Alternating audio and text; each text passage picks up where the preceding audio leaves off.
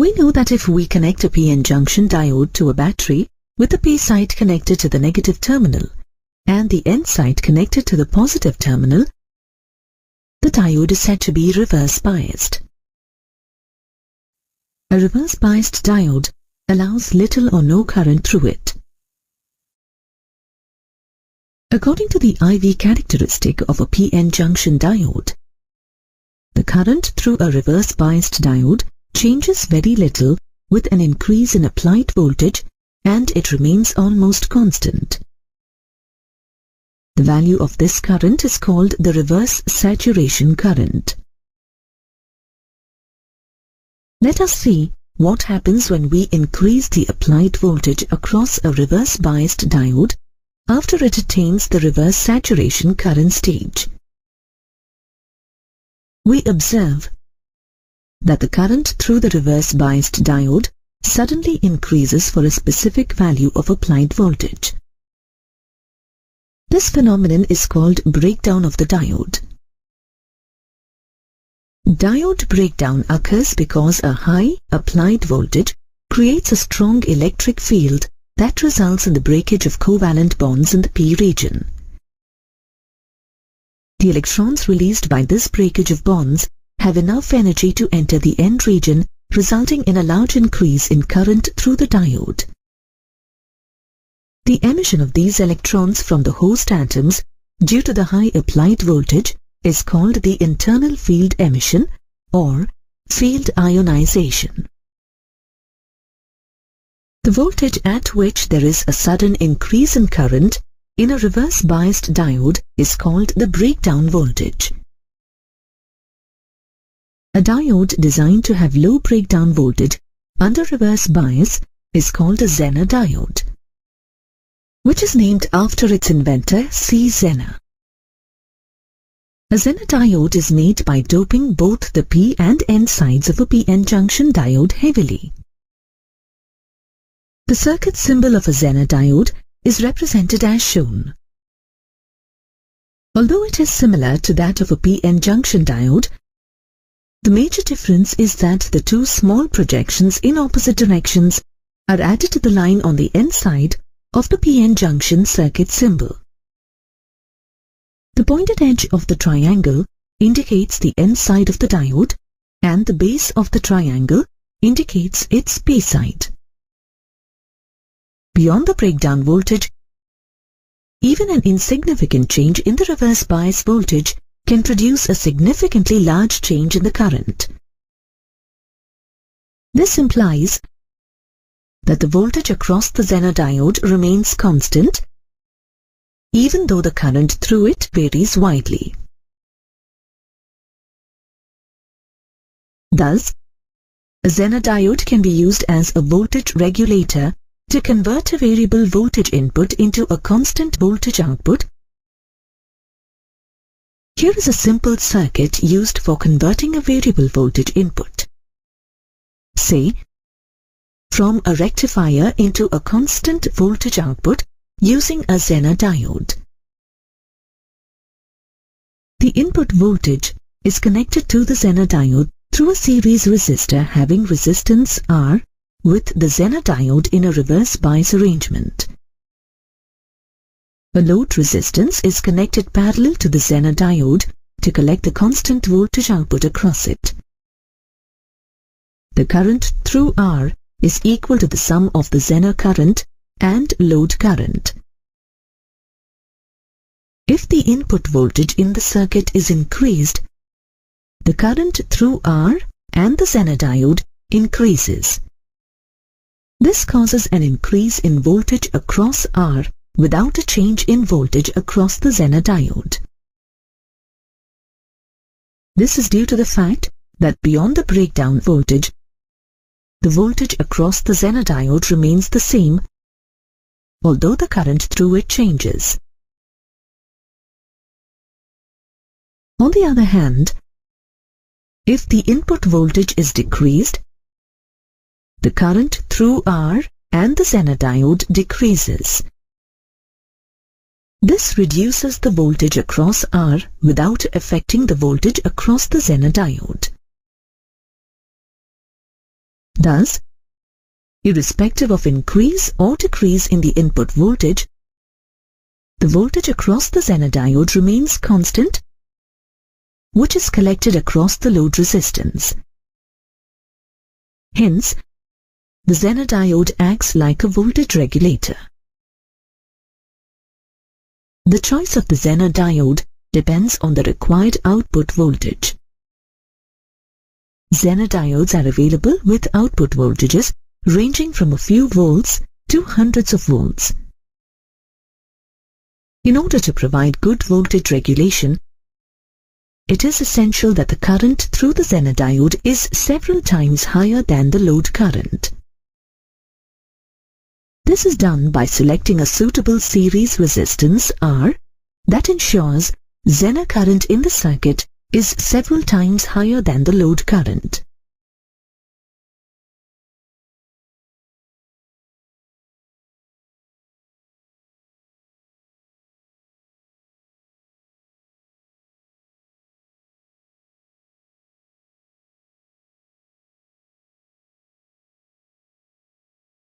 Optoelectronic junction devices are PN junction devices which work because of the current carriers that are generated by photons. Photodiodes, light-emitting diodes, which are referred to as LEDs in short, and solar cells are examples of optoelectronic devices. A photodiode is a device that is used to detect optical signals. It is a photodiode in your TV set that allows you to operate your TV using a remote. A photodiode is a specially fabricated PN junction diode with a transparent window that allows light to be incident on the diode. We know that light consists of tiny bundles of energy called photons, whose energy in turn depends on the frequency of the light. We also know that electrons in the semiconductor atoms of a diode need to overcome an energy gap to become free and create electron-hole pairs that act as charge carriers in the diode. When photons of light with energy greater than the energy gap fall on the diode, the photons get absorbed by the semiconductor atoms, leading to the creation of electron-hole pairs in the diode. A photodiode is designed so that the maximum number of electron-hole pairs is created in the depletion region around the PN junction. We know that the depletion region has an electric field created due to the separation of static charges on both sides of the PN junction. As soon as an electron-hole pair is created, the electric field across the depletion region pushes the hole towards the P side and the electron towards the N side. Due to this movement of charge carriers, a small photocurrent is generated through an external load connected across a photodiode. The magnitude of the photocurrent increases with an increase in the intensity of the incident light. However, this change is too small to be measured in the absence of any external bias. The magnitude of the photocurrent is too small compared to the large current that flows through the diode under forward bias. Thus, the change in photocurrent with change in the intensity of light is very difficult to measure when a diode is operated under forward bias. However, the change in the magnitude of the photocurrent with the intensity of the incident light can be measured when a small current flows through the diode under reverse bias. Thus, a photodiode is always operated under reverse bias. The IV characteristics of a reverse biased photodiode for different intensities of incident light are shown here.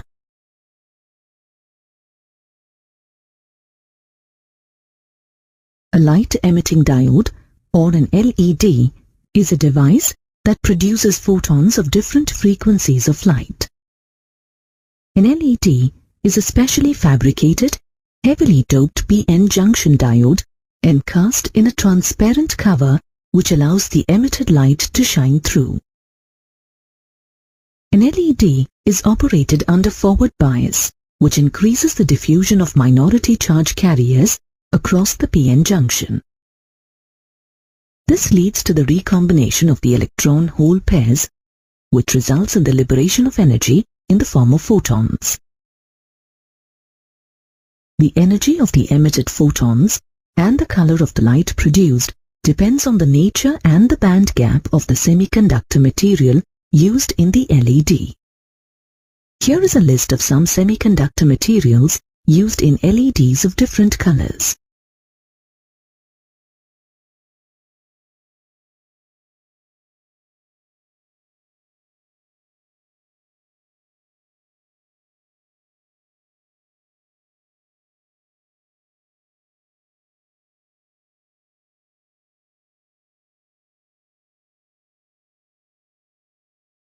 LEDs offer several advantages listed here over conventional electrical light sources: low operational voltage and power consumption, instant on-off switching without any warm-up time, source of near monochromatic light, long life and negligible wear and tear. LEDs have low reverse bias breakdown voltages. Thus, care must be taken that they do not get connected in reverse bias across a high voltage source. Now let us consider a solar cell. A solar cell is a device that converts light energy into electrical energy. The solar panels that you see connected to solar power appliances are made of a large number of individual solar cells.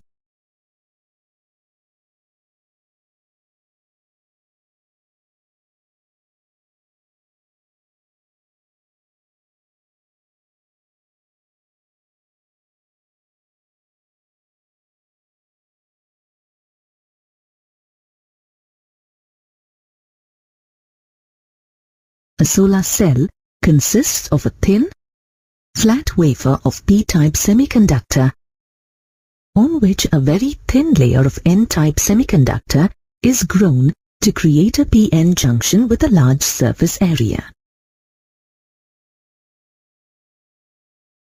The back of the p side is coated with a metal to form a metallic back contact.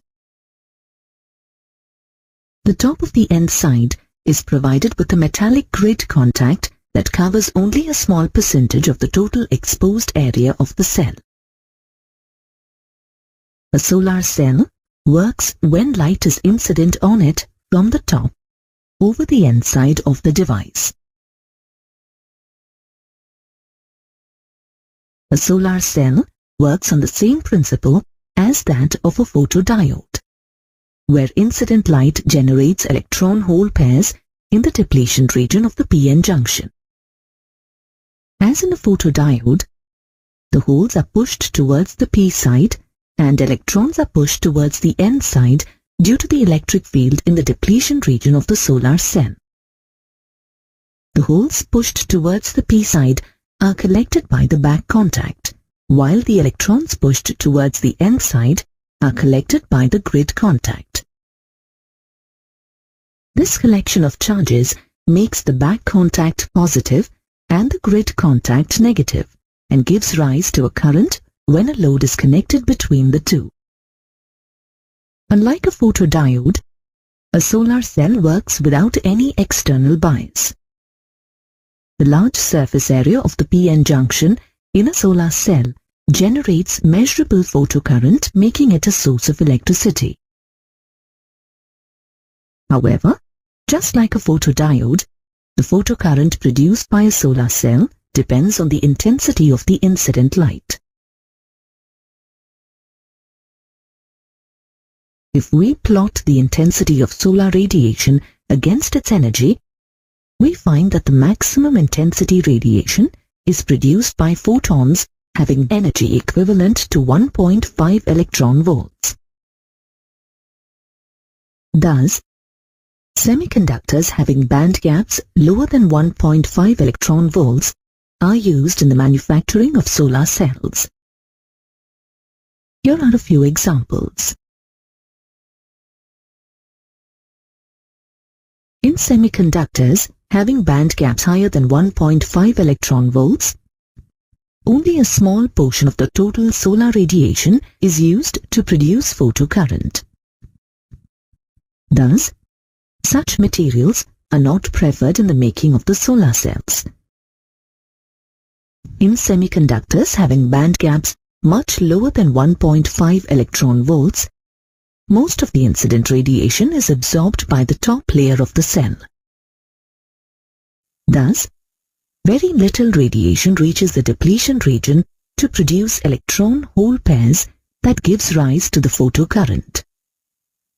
Hence, such materials are also not preferred in the making of the solar cells. Besides band gap, the other criteria for selection of suitable material for solar cells include high solar radiation absorption capability, good electrical conductivity, and ease of availability and cost.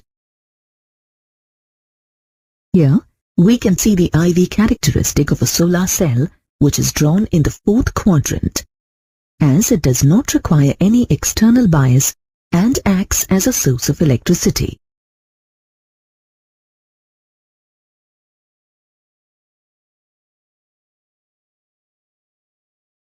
A transistor is a semiconductor device used for switching and amplifying electric signals.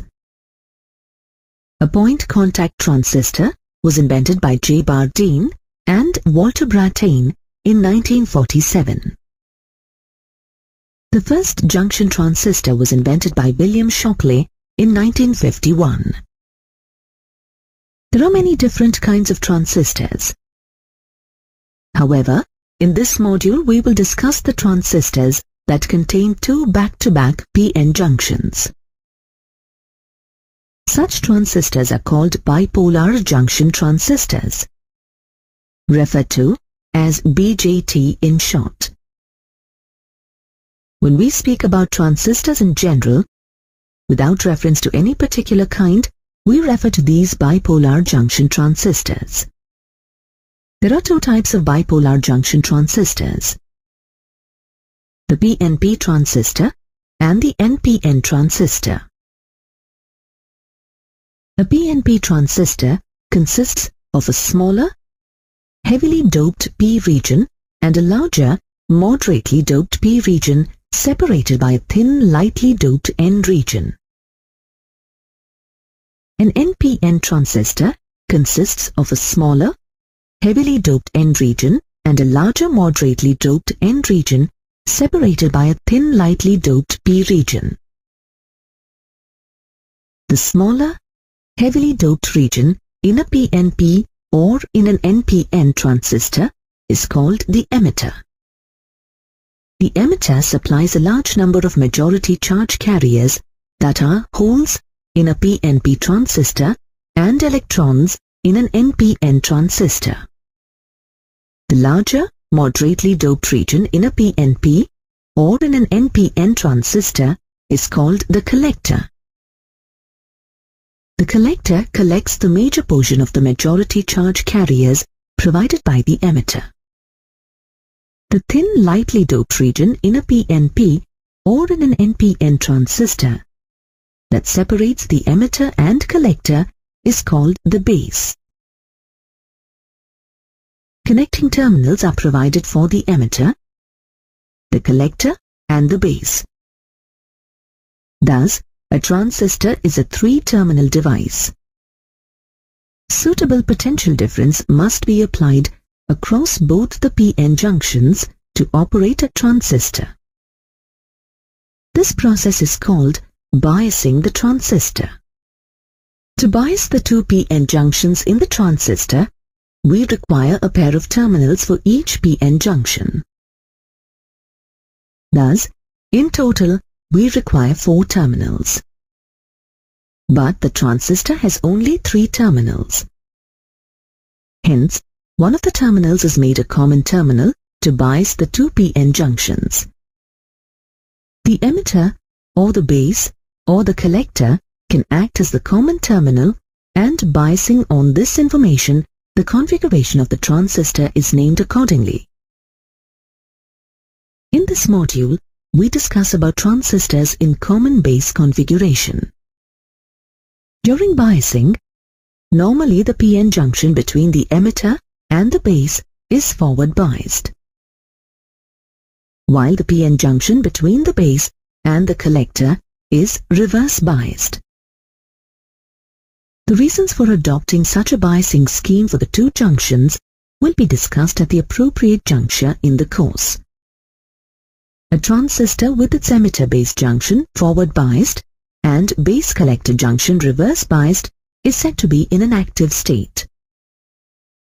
Before we discuss the working of PNP and NPN transistors in the active state, let us recall that by convention, the direction of electric current is taken opposite to the direction of the flow of electrons, that is, in the same direction of the flow of holes. When the emitter base junction of a PNP transistor is forward biased, a large number of holes from the emitter enter the base. This large flow of holes from the emitter to the base constitutes the emitter current. This current is equal to the current entering the emitter from the emitter terminal connected to the battery. Since the base is very thin and the base collector junction is reverse biased, most of the holes entering the base reach the collector terminal, forming the collector current. Only a very small portion of the holes entering the base reach the base terminal, forming a small base current. A PNP transistor is represented by the symbol as shown. Note that the direction of the arrow indicates that in a PNP transistor, current is directed from the emitter to the base. Similarly, when the emitter base junction of an NPN transistor is forward biased, a large number of electrons from the emitter enter the base. This large flow of electrons from the emitter to the base constitutes the emitter current, opposite in direction to the flow of electrons. This current is equal to the current leaving the emitter from the emitter terminal connected to the battery. Since the base is very thin and the base collector junction is reverse biased, most of the electrons entering the base reach the collector terminal constituting the collector current. Only a very small portion of the electrons entering the base reach the base terminal, forming a small base current. An NPN transistor is represented by the symbol as shown. Note that the direction of the arrow indicates that in an NPN transistor, current is directed from the base to the emitter.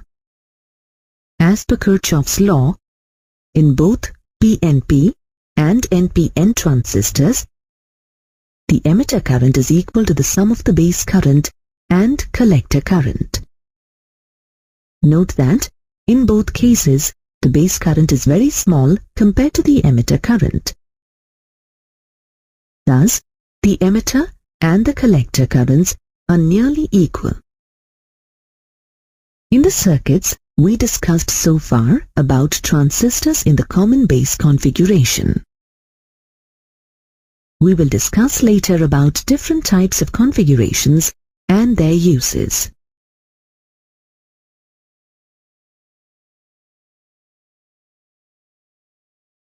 You have learned that there are two types of bipolar junction transistors, namely the PNP transistors and the NPN transistors. You have also learned that a transistor is said to be in active state when its emitter base junction is forward biased and base collector junction is reverse biased. While biasing a transistor, the forward biased connection is called the input circuit and the reverse biased connection is called the output circuit. Since a transistor is a three-terminal device, one of its terminals is common to both input and output. This gives rise to three transistor circuit configurations.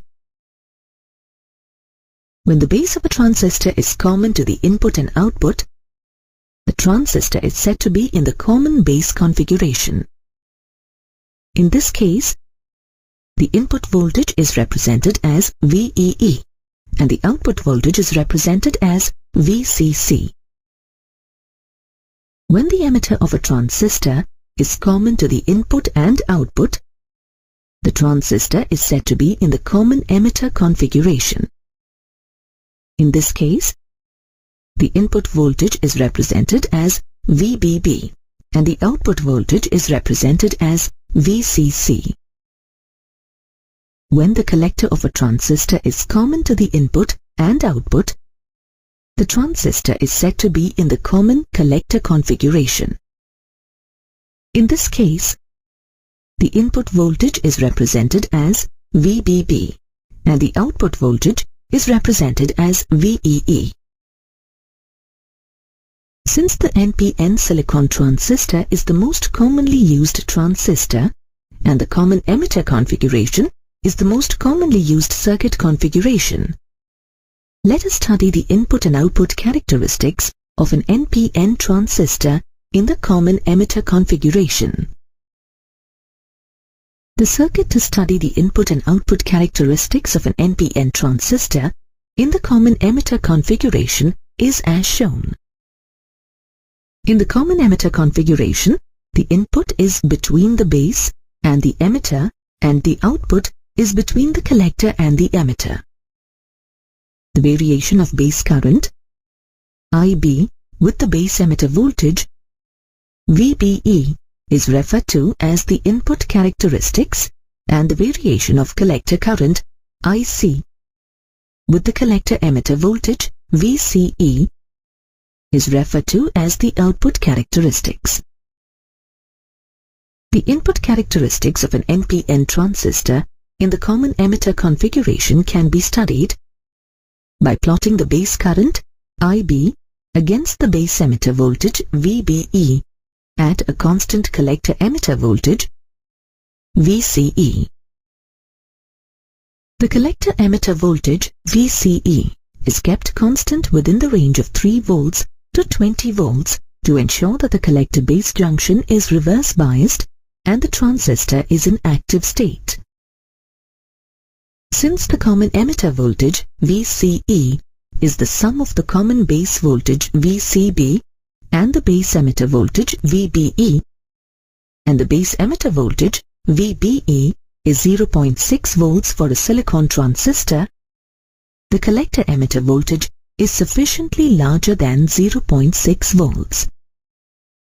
An increase in the collector emitter voltage, VCE, appears with an increase in the collector base voltage, VCB, keeping the base emitter voltage, VBE, constant. Thus, the effect on the base current IB is negligible. Hence, the different constant values of the collector emitter voltages, VCE, gives almost identical curves for the input characteristics. The input characteristics can be used to calculate the input resistance. The input resistance, Ri, is defined as the ratio of the change in the base emitter voltage delta VBE to the resulting change in the base current delta IB at a constant collector emitter voltage VCE. The input resistance is referred to as a dynamic resistance and is of the order of a few hundred ohms to a few thousand ohms.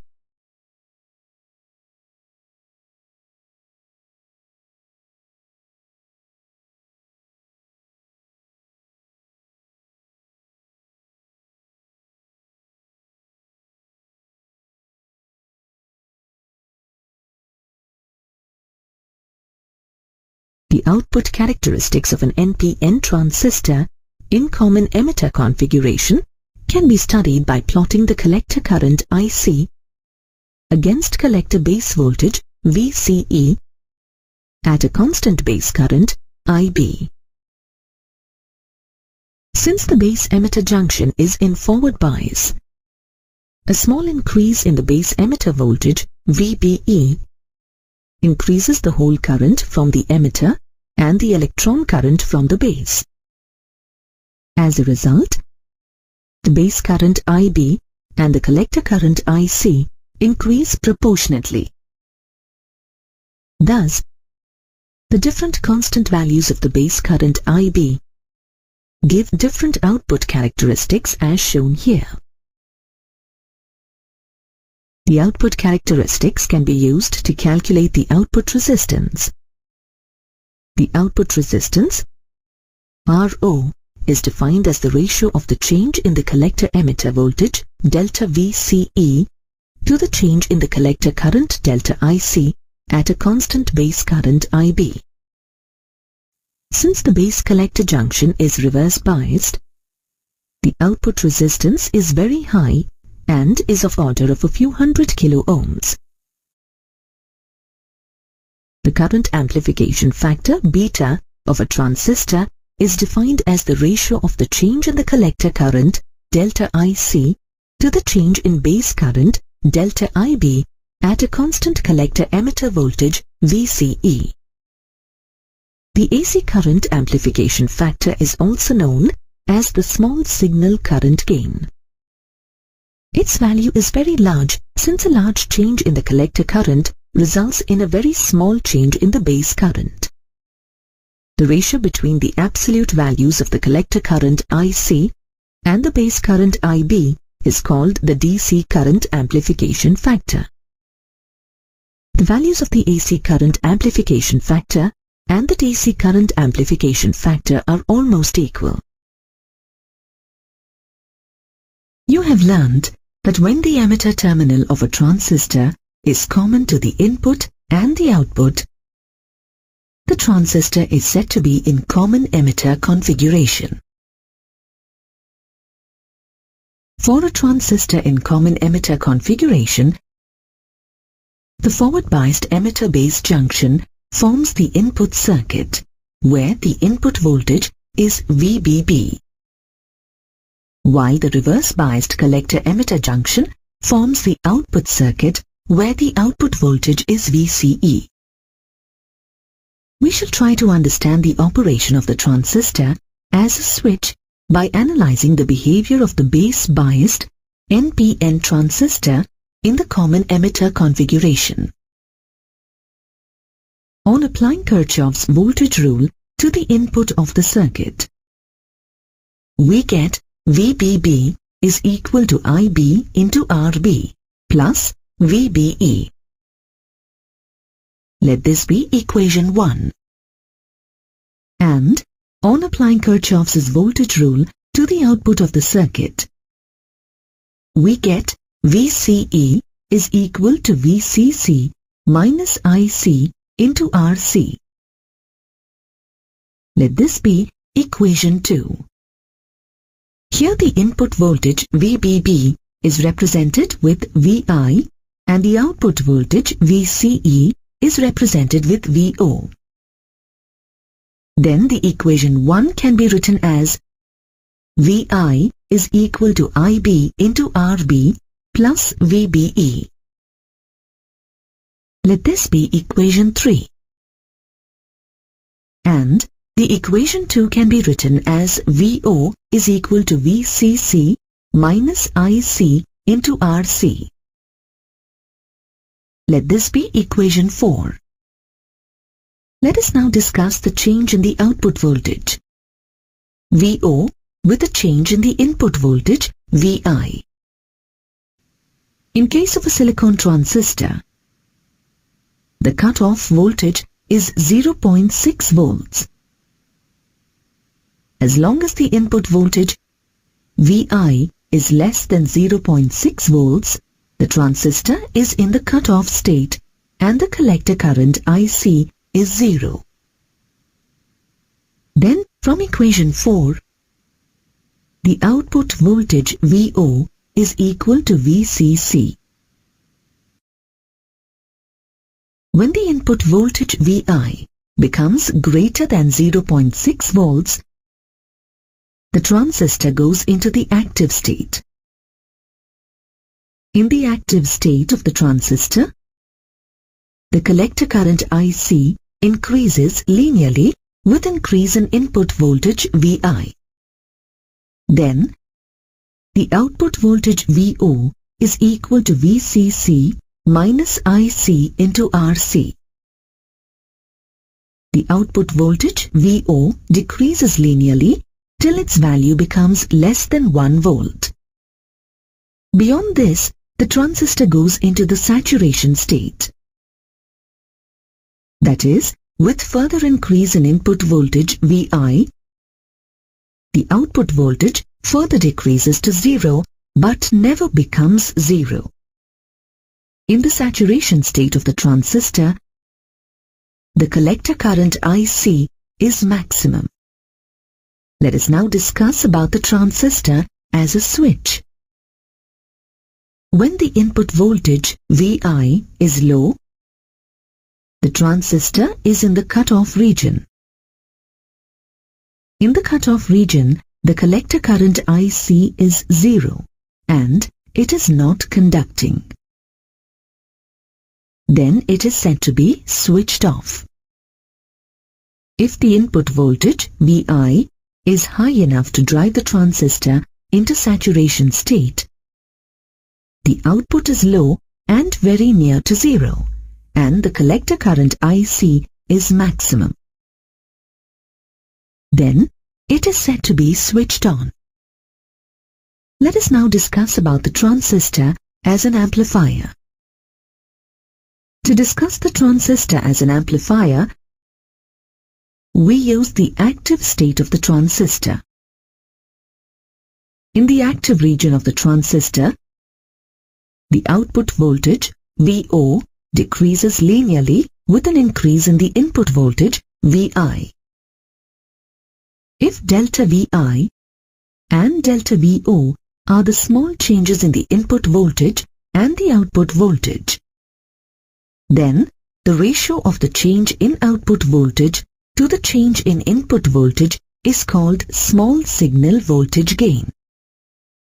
That is, AV is equal to delta Vo by delta Vi.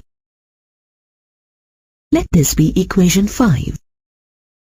When the input voltage Vi is at the midpoint of the active region, then the circuit behaves as a common emitter amplifier with voltage gain AV. This voltage gain AV can be expressed in terms of the resistances in the circuit and the current gain of the transistor. We know that the current gain of the transistor, beta AC, is equal to delta IC by delta IB. Let this be equation 6. From equation 4, we can write the small change in output voltage delta Vo is equal to 0 minus RC into delta IC, which is equal to minus RC into delta IC. Let this be equation 7. Similarly, from equation 3, the small change in voltage delta Vi is equal to RB into delta IB plus delta VBE. But delta VBE is negligibly small in the circuit. Then delta Vi is equal to RB into delta IB. Let this be equation 8. On substituting equations 7 and 8 in equation 5, we get AV is equal to minus RC into delta IC by RB into delta IB. Let this be equation 9. On substituting equation 6 in equation 9, we get the voltage gain of the amplifier as AV is equal to minus beta AC into RC by RB. Thus, the transistor in the active region can be used as an amplifier.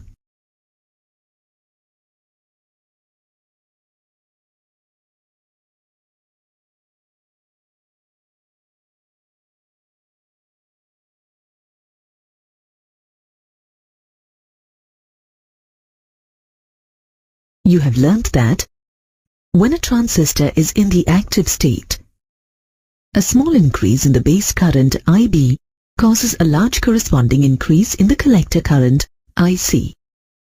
Thus, a transistor in the active state behaves like an amplifier. The operating point of a transistor as an amplifier is fixed somewhere in the middle of the active region. We know that the current amplification factor, beta AC, is equal to beta DC. That is equal to delta IC by delta IB. Let this be equation 1. And the voltage gain AV is equal to delta VO by delta VI. Let this be equation 2. These expressions are applicable to the transistor as an amplifier of DC voltage. Now let us look at the transistor as an amplifier of AC voltage. An AC sinusoidal wave representing input voltage VI superimposes over the supply voltage VBB for the base emitter circuit. The input AC voltage VI causes sinusoidal variations in the base current IB. The sinusoidal variations in the base current IB introduce corresponding sinusoidal variations in the collector current IC. The sinusoidal variations in collector current IC produces corresponding changes in the output voltage VO, which can be measured across the battery VCC and the resistance RC. Large capacitors are used to block the DC voltages while measuring the AC variations across the input and output terminals. Let us now derive an expression for AC voltage gain in the transistor amplifier. Initially, let us assume the input voltage VI is equal to 0, and applying the Kirchhoff's law to the output part of the circuit, we get VCC is equal to VCE plus IC into RC. Let this be equation 3. Similarly, applying the Kirchhoff's law to the input part of the circuit, we get VBB is equal to VBE plus IB into RB. Let this be equation 4. When the input AC voltage VI is not 0, we get the sum of VI and VBB as VBE plus IB into RB plus delta IB into RB plus RI. Let this be equation 5, where Ri in equation 5 is the internal resistance of the input circuit, which is equal to delta VBE by delta IB. From equations 4 and 5, we can write the input voltage VI is equal to delta IB into RB plus RI. The input voltage VI can be written as VI is equal to delta IB into R. Let this be equation 6, where R is equal to RB plus RI. On rearranging equation 3 for the output circuit, we get VCE is equal to VCC minus IC into RC. Let this be equation 7. Thus, a small change in VCE, delta VCE is equal to delta VCC minus delta IC into RC. Let this be equation 8. Since VCC is fixed, delta VCC is equal to 0. Thus, a small change in VCE is given as minus delta IC into RC. The change in VCE is equal to output voltage VO. Then, VO is equal to minus delta IC into RC. Let this be equation 9. The AC voltage gain AV is the ratio of output voltage VO to the input voltage VI. Substituting the values of Vi and Vo from equations 6 and 9 in the equation for AC voltage gain, we get AV is equal to minus delta IC into RC by delta IB into R. Let this be equation 10. We know that the current amplification factor beta AC is equal to delta IC by delta IB. On substituting the current amplification factor in equation 10, we get the AC voltage gain AV is equal to minus beta AC into RC by R. Let this be equation 11. Then the AC power gain in a transistor amplifier is equal to the product of the current amplification factor and voltage gain. That is, AP is equal to beta AC into AV. Note that a transistor does not generate power. It just uses the power from the batteries in its input and output circuits to amplify an AC signal.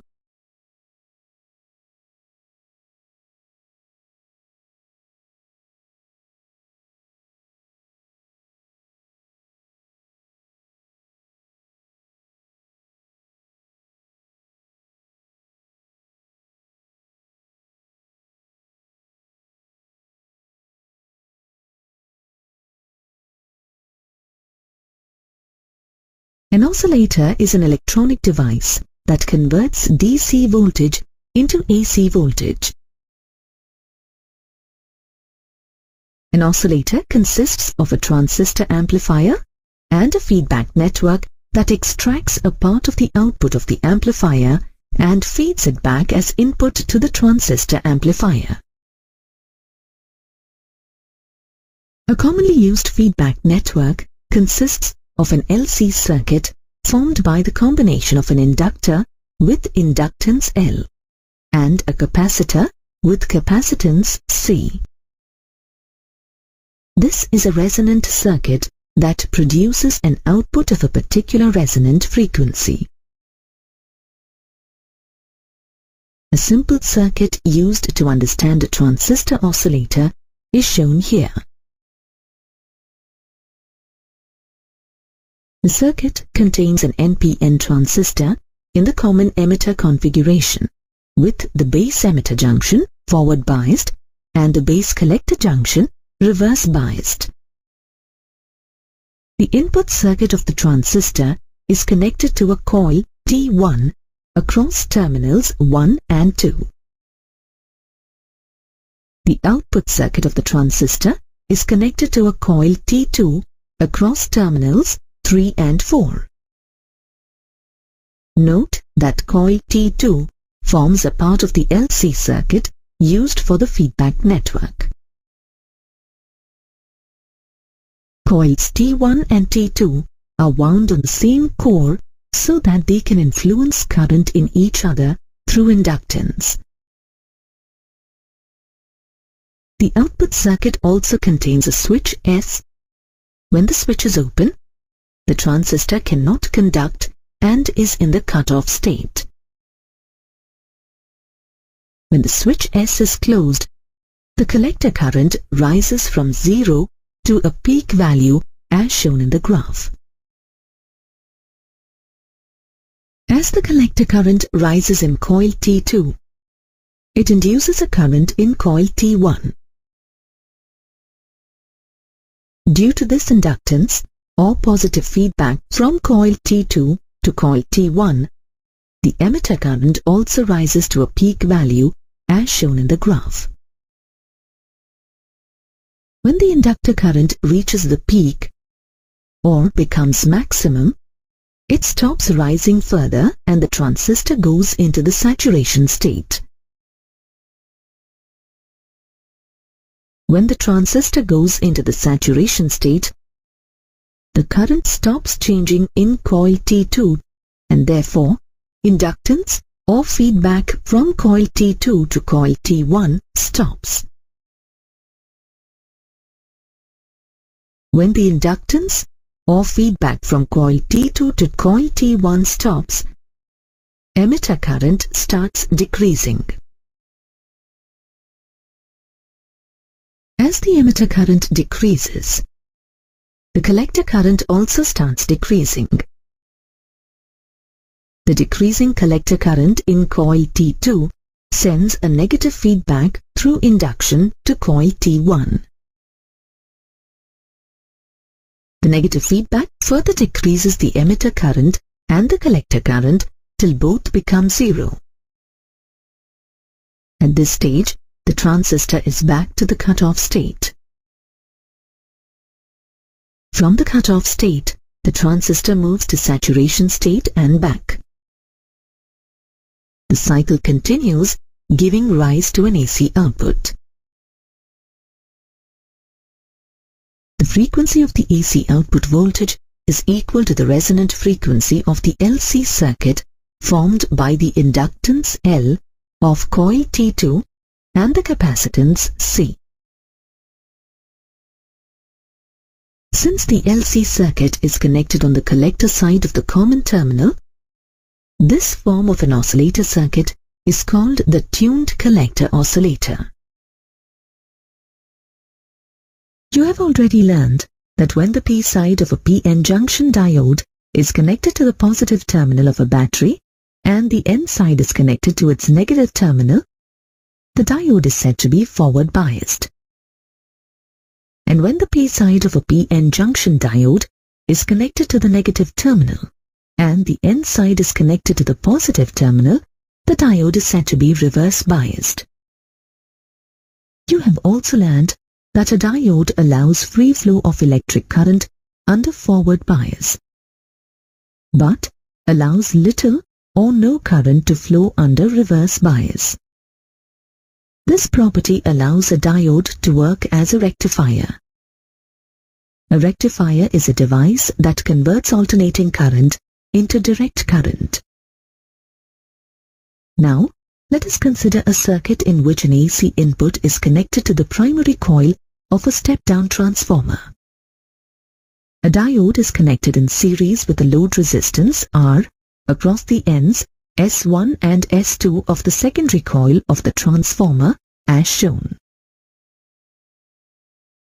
Due to the AC input, S1 is positive and S2 is negative for the positive half cycle, while in the negative half cycle, S1 is negative and S2 is positive. Thus, the direction of voltage applied across the diode keeps changing. When S1 is positive and S2 is negative, the diode is forward biased and allows current to flow through it. Thus, during the positive half cycle, current flows through the load resistance and we get a voltage output across R as shown. When S1 is negative and S2 is positive, the diode is reverse biased and allows negligible current to flow through it. This current is so small that it is considered to be equal to zero. Thus, during the negative half cycle, no current flows through the load resistance and we do not get any voltage output across R. Here, the diode produces a pulsating voltage across the load resistance R. Since the output voltage is only in one direction, it is called rectified output. Since this circuit produces rectified output only for the positive half cycle of the AC wave, it is called a half-wave rectifier. Now consider the circuit as shown, in which an AC input is connected to the primary coil of a step-down transformer. The ends S1 and S2 of the secondary coil are connected to the P sides of two diodes whose N sides are connected to each other. The load resistance R is connected across the N sides of the two diodes and the center tap C is provided at the middle of the secondary coil. The potential at S1 and S2 changes with the AC input cycle. When S1 is positive and S2 is negative, Diode 1 is forward biased and allows current to flow through it. However, at the same time, Diode 2 is reversed biased and does not allow current to flow through it. Thus, during the positive half cycle, current flows through the load resistance R via Diode 1 and the center tap C, and we receive a voltage output across R. When S1 is negative and S2 is positive, Diode 1 is reversed biased and does not allow any current to flow through it. However, at the same time, Diode 2 is forward biased and allows current to flow through it. Thus, during the negative half cycle, current flows through the load resistance R via Diode 2 and the center tap C, and we receive a voltage output across R. Thus, a combination of the two diodes produces more continuous pulses of rectified voltage across the load resistance R. Since this circuit produces rectified output for both the positive and the negative half cycles of the AC wave, it is called a full wave rectifier. Although the output of a full wave rectifier is more continuous than a half wave rectifier, it is still in the form of unsteady pulses of voltage. A more steady output can be received from a rectifier by connecting a suitable capacitor in parallel with the load resistance. The capacitor prevents the voltage from falling sharply through the load and provides a more steady output as shown.